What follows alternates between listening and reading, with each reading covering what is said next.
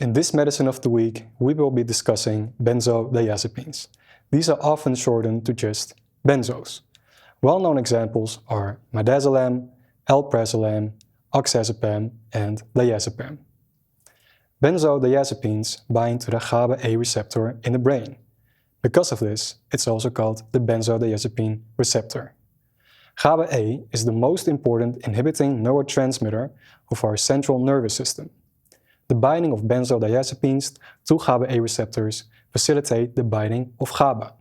In other words, the affinity of GABA for their receptors is increased. Benzodiazepines increase the inhibiting effect of GABA, so the actual proper name would be benzodiazepine agonists.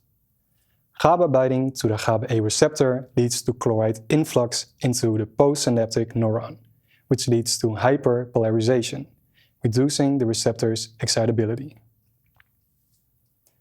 Benzodiazepines are depressants of the central nervous system. They induce effects of anti-anxiousness, anti-convulsion, muscle relaxation, and drowsiness or sleep.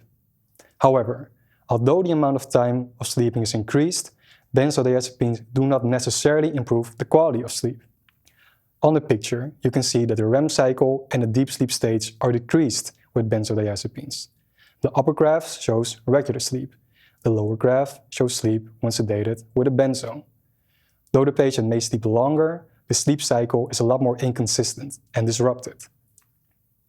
Although the mechanism of action of these benzodiazepines are the same, what then exactly are the differences between them? This lies in their pharmacokinetic profile. The half-life and time to peak drug concentration are the most important parameters. Based on the parameters, we can distinguish the short, intermediate, and long-acting benzos. We can base our choice for the most appropriate one for a certain patient population or certain complications based on these parameters as well. For generalized anxiety, for example, an effect that carries on throughout the day is the most desirable. But when you want to sedate the patient for a shorter amount of time, for let's say a surgery, you'd want a peak drug concentration that sets in as quickly as possible. Important to note is that sleep-inducing effect of benzodiazepines slowly decrease after 2 weeks, whereas side effects unfortunately still remain after those 2 weeks. These include sedation, lessened coordination, and memory loss. Especially in the elderly, benzodiazepines can cause issues. Due to changes in pharmacokinetics and pharmacodynamics, they are more prone to experiencing side effects. Most importantly, sedation increases the chances of falling and consequently hip fractures. Therefore, doctors should try to hold back on prescribing benzodiazepines in the elderly. When they are necessary, nevertheless, dose benzos low. In the case they are used in elderly patients, doctors and nurses alike should be extra vigilant of development of side effects. Besides elderly patients, extra vigilance is necessary for patients with a history of prolonged benzodiazepine use or benzodiazepine abuse, as these patients are more likely to experience withdrawal symptoms. In severe cases, patients may even develop life-threatening seizures.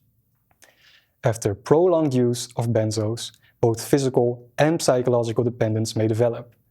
Physical dependence is mostly expressed as withdrawal symptoms. These, paradoxically, include anxiousness, headache, heart palpitations, agitation, and rebound sleeplessness. It is important to alert the doctor whenever you, as a nurse, suspect patients experience withdrawal symptoms or paradoxical stimulation. In summary, benzodiazepines have a depressing effect on the central nervous system, and they are distinguished based on their time to onset. Side effects include sedation and decreased coordination. And most importantly, benzodiazepines do not necessarily improve the quality of sleep. Therefore, be reserved in prescribing them. And if you do, prescribe the short-acting benzos.